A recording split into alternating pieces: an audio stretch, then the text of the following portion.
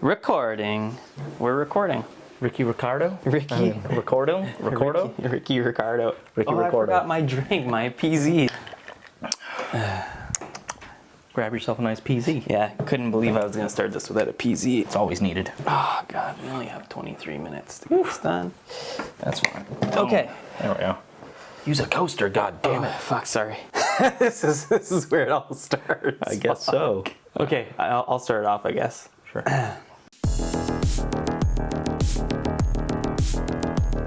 No one meant to persons under 18. Welcome to the Cinema Cave. I am Randy. And I'm Tyler. And we are talking about films. And today we are talking about the Vestron release of David Cronenberg's Shivers. One of his, one of his first films, and also probably one of his most controversial at the time. I mean, it was quite controversial, don't you think? I think so. Definitely controversial, and definitely for Canadian cinema. Yeah. Vestron released this on Blu-ray. It's a brand new 4K restoration. And what did you think of it? What did you think of the restoration? I thought the restoration was great. It looked amazing. Yes. Like, very clean. I mean, obviously there's going to be film grain that's, shot on film, obviously. But it was not as noticeable as some of the other scans of Shivers that I've seen before.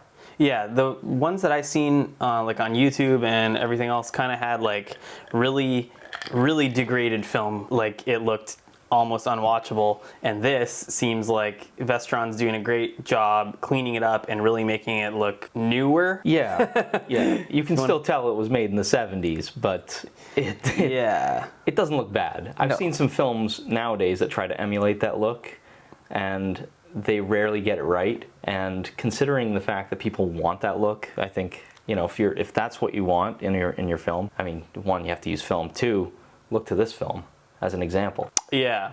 Shot in Montreal. It was funded by Cineflix, which is a Canadian company out of Montreal that used to make softcore porn videos, right? And I remember something like that. Yeah, and I remember Cronenberg was saying there on the special feature that I think they became Telefilm or No. They were working with Telefilm to get the funding. So right. So what ended up happening was that Cronenberg couldn't find funding for his film normally, so he went through Cinepix, or is it Cinepix or Cineflix? Cineflix, one of them. It's one of them, and basically asked for help. And they liked the idea, and they wanted to shoot it because of their track record already. And then they, while looking for funding, went to Telefilm and were like, hey, we have a film that we'd like to shoot. What grants can you give us? What money can you give us so that we can make this thing? Yeah, and when they looked at it and they were like, nudity, everything you would expect from Cronenberg now is like, it's in right that. There. Oh, absolutely. It's there, and they probably looked at that and they instantly wanted to shut that shit down. Probably. They didn't want to fund that shit, that crap.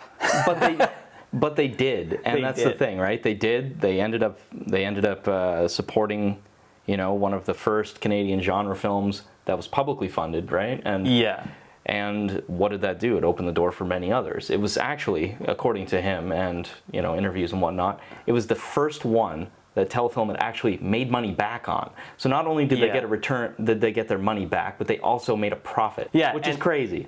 And I forget the guy's name. The guy who he was talking about reviewed this in the newspaper, New York Times or something, tried to tear him apart, saying that all the taxpayers better ask for their money back because they used it to make this abomination of a film, although it made all that money back. Well, yeah, he neglected to say that in the article, though, right? Yeah. But I forget what the headline was. It was something about how disgusting it was, and it's like, and you should know because you paid for it. Oh yeah, because you paid for it.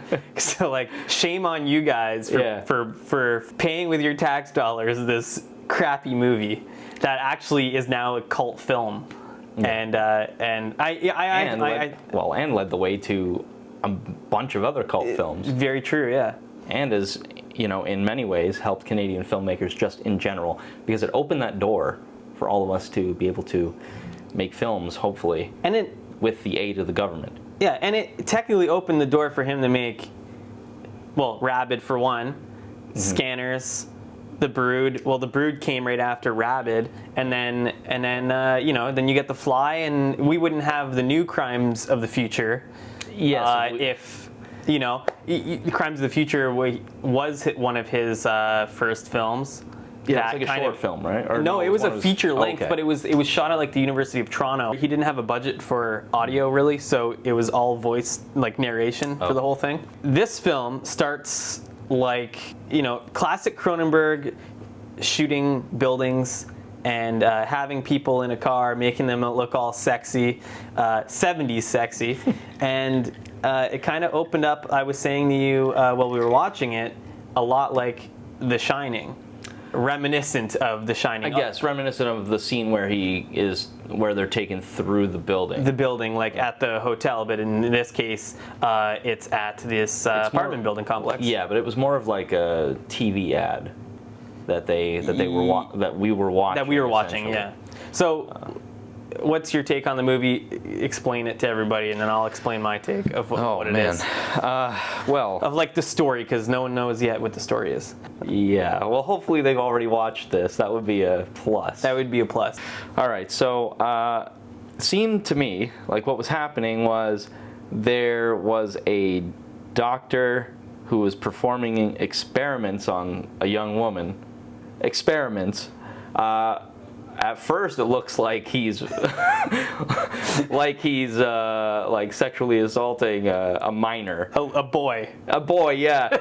It did look like a schoolboy because there's a school uniform involved, but it was actually a girl, and there is no real age on this person. Yeah. Because they never really go into it. They say that they had an inappropriate relationship while she was still in school, but her name is on the apartment that she's living in, and it's very bizarre, and I don't know what to make of that.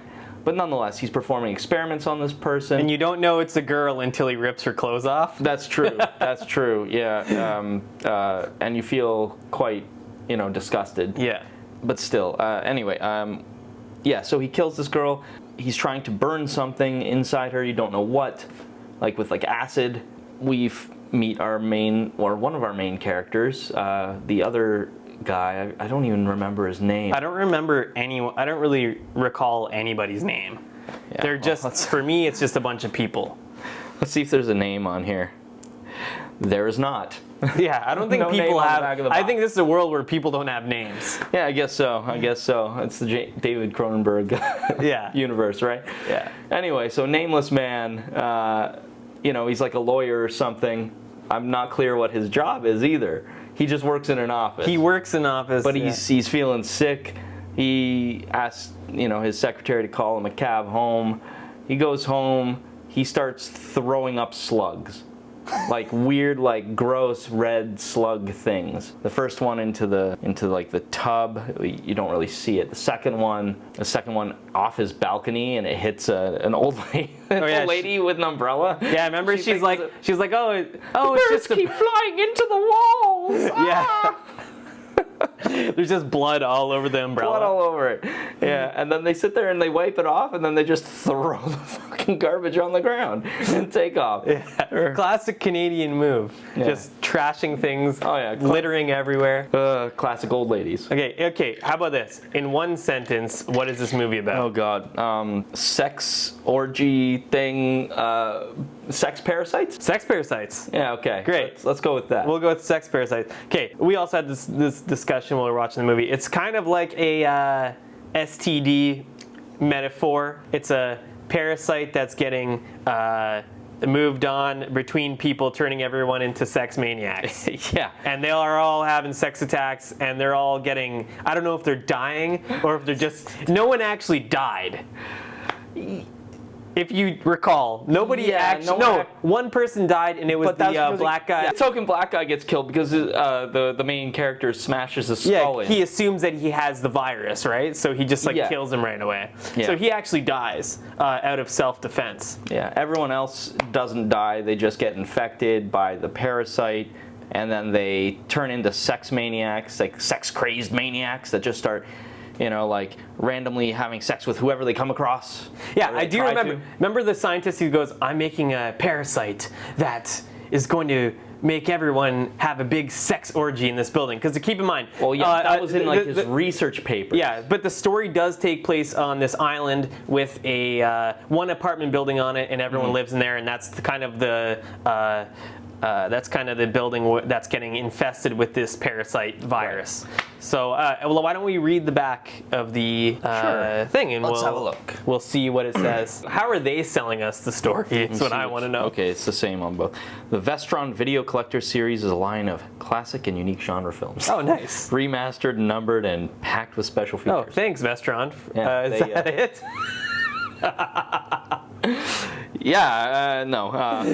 Shivers, a cult favorite. Shivers is acclaimed filmmaker David Cronenberg's The Fly, Naked Lunch, controversial feature-length debut. Wow, they even used the word controversial. Wow. Right. We must have knew what we were talking about here. When the residents of a luxury apartment complex outside Montreal are infiltrated by parasites and transformed into violent, sex-crazed maniacs, okay, it is up to Dr. Roger St. Luc to contain the outbreak from spreading to the city at large in a film that scares and shocks us because it's so cleverly made, says Roger Ebert. Roger Ebert, he's hard to please, that guy. Yeah, and that is it. That's it. So we already kind of told them a lot about what the story is. What we did fail to mention so far is that this is like David Cronenberg's Night of the Living Dead. Yeah, pretty much. It's like David Cronenberg's Night of the Living Dead with like little pinpricks of score that seem like he just rang up John Carpenter and was like, hey, you got a little sting you could make me? Yeah. Oh yeah, totally. And like it starts off like what you would think is a virus movie. Mm-hmm. Well, it starts off like a vacation film. Then it turns into like this, like, then tits literally 5 minutes in. Yeah, then it well, turns first it's like rape. Well, grape. We're not going to say the R word. It's going to be grape. Yeah, so some grape and then some tits. And then there's like some more grape. And then there's like everyone is graping each other. They're all graping each other, yeah. And then it turns into like the grapers are now kind of like zombies. I guess, kind of. It becomes like the grapers of wrath, I guess. Yeah. Right? Not the grapes of wrath. My favorite character in this film was the nurse. Who, God damn it, I don't remember her name. Lori Lowry. It looked like she was a playmate. Doing some further research into her. She kind of looks like a white Lucy Liu. Yeah, kind of. And it's odd because she seems like she's mixed, but you don't know. You don't know, and she had an amazing performance in this. Oh yeah, it really caught my eye the entire time. And also there was a performance from Barbara Steele who played like a classic. She looked like someone from an Italian giallo film. Oh yeah. With the pencil eyebrows, or as they call it, sperm eyebrows. I don't know if you ever heard that term. No, I've never heard of that. They call it sperm eyebrows because the very front is like thick and then it goes skinny. I see. That's her in the classic tub scene from Shivers where the parasite is swimming into her vagina, ready to turn her into a sex-crazed maniac. Oh yeah, well, and it works. And it works. Yeah. That was the claim to fame for that. Like I imagine when they were getting funding, they needed a name. I mean, that was probably one of a few. Yeah. Weirdly enough, there's a lot of British actors in this, which was kind of strange to me. Because, like, one, I know it's probably supposed to take place, like, I mean, not technically in Montreal, but it looks like it's supposed to be in Ontario. And because everyone speaks English. But for some reason, like, half of the cast has a British accent. Yeah. And the ones that don't are, I mean, like, they're kind of like bland Canadian. They don't have the Canadian accent either, which they would have had at the time, which means they were purposely trying not to do it. Especially if they were there in that general area. Yeah. Or they would at least have, because they did state in the movie that they're on an island near the St. Lawrence Seaway, near the bridge from Ottawa to Montreal, and they were on the Montreal side. They did say that at the beginning. Is that what they said? Okay. Yeah. I thought that so they would have a freaking French-Canadian accent, which they don't. Yeah, they don't have a French-Canadian accent, but for some reason they have a British accent, which to me sounds strange. If anything, chances are a lot of them would have been from Ontario. Yeah. And you would have expected the Toronto accent, which I mean, not new Toronto accent, but no, the one that we still pretty much heard in the '90s from everyone. Yeah. Like I can still watch movies from the '90s, that were made in Canada, and they have the Toronto accent. And I feel like half the time I still have it a bit. Like there's like the O in there, the Toronto thing. Oh yeah, Toronto. Oh, I guess I say it too. I mean, that's how we just say it. It's Toronto. Yeah. Or Niagara. Yeah. Freaking Niagara Falls. We're both from Niagara Falls. Well, Yeah, Niagara close Falls. enough. For some reason, you don't pronounce that last A. Niagara. Not really. When you're saying Niagara Falls, you don't say like Niagara Falls like the fucking Three Stooges. You're saying like Niagara Falls. Another thing, including the British accent thing, I kind of like that. Something about it felt more like a European film than a Canadian film. I guess, Which maybe set it apart from other Canadian films. Well, it seemed like it was also ADR'd. Like it seemed like a lot of it might have been ADR'd, but there was definitely some really bad ADR. There was some bad stuff, but that's to be expected, right? Yeah. Everyone is just trying to have sex in this movie. Everybody, because of the parasite, you never know who's going to be the next sex addict. Yeah. You never know, because you're just like, a person comes on the screen, you go, oh, am I going to see that chick's tits this time? I'd say the most standout thing though was there was when the nurse is like walking down the hallway, in the elevator, and the old couple was attacked by one of the slugs in the hallway. Yeah. Just randomly. Why is the slug in the hallway? No idea. But then the old people started becoming sex-crazed maniacs after going back to their apartment. I remember in that elevator, I was like, oh God, is the old woman just going to start like graping the nurse?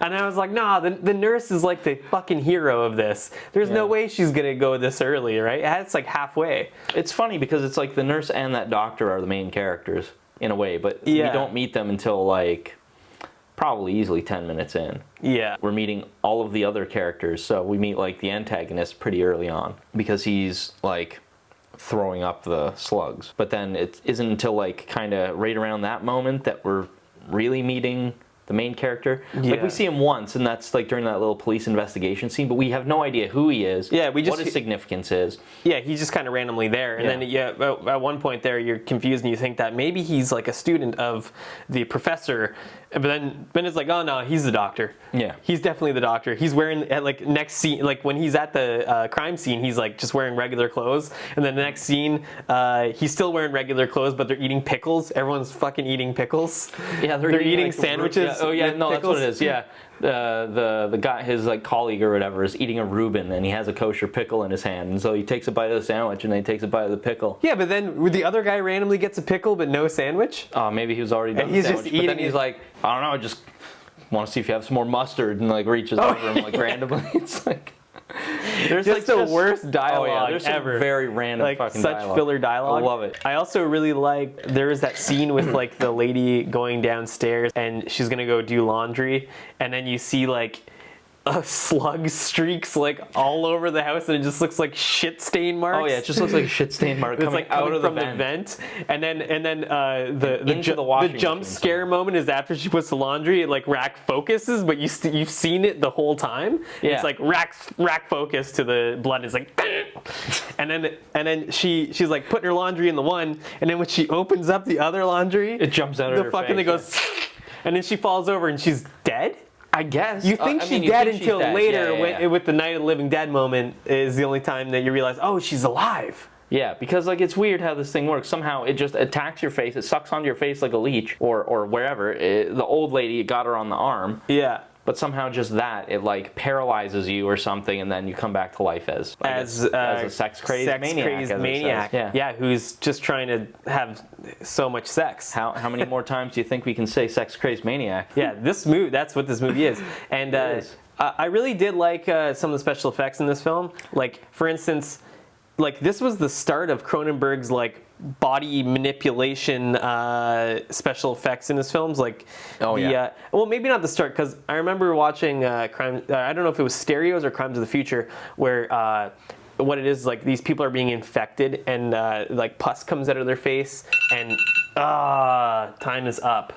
Fuck. Still got a few more minutes. Let's wrap it up. Okay, yeah. And pus is coming out of his face, and that's kind of like the beginning of that special effect. But I liked how the main character's stomach was just like morphing, almost like a Videodrome. Yeah, kind of. It's like a precursor to all that. Pretty good. Would you recommend this movie, and what is your rating out of 5 stars? Oh, I definitely recommend this movie, especially to people who are fans of horror, fans of David Cronenberg, fans of the 70s, really. Yeah, I mean, you get a real feel for what Canada was in the 70s through this film, in terms of like style and the way that things look. Yeah. And out of 5, I mean, I'll give it a 3.5. 3.5? Yeah, 3.5. Okay. How about you? I will recommend this to anyone. I also recommend picking up this release because Vestron is doing amazing things with their cult film releases. I really enjoyed all the special features on this. There is a bunch of interviews with Cronenberg that have never really been seen before. As far as the quality goes, as the release, you gave the film a rating, I'll give the release a rating.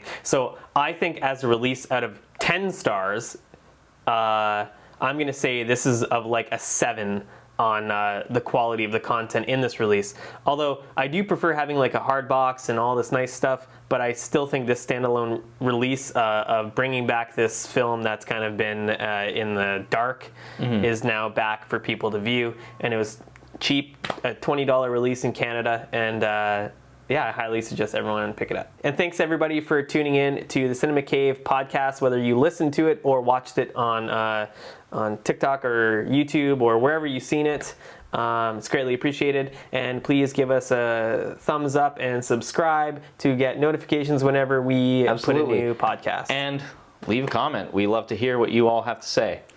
If there's a movie you guys want us to talk about or review, make sure you put in the comments and we will see what we can do to unearth it and talk about it. Absolutely. Thank you so much. Right. See you guys later.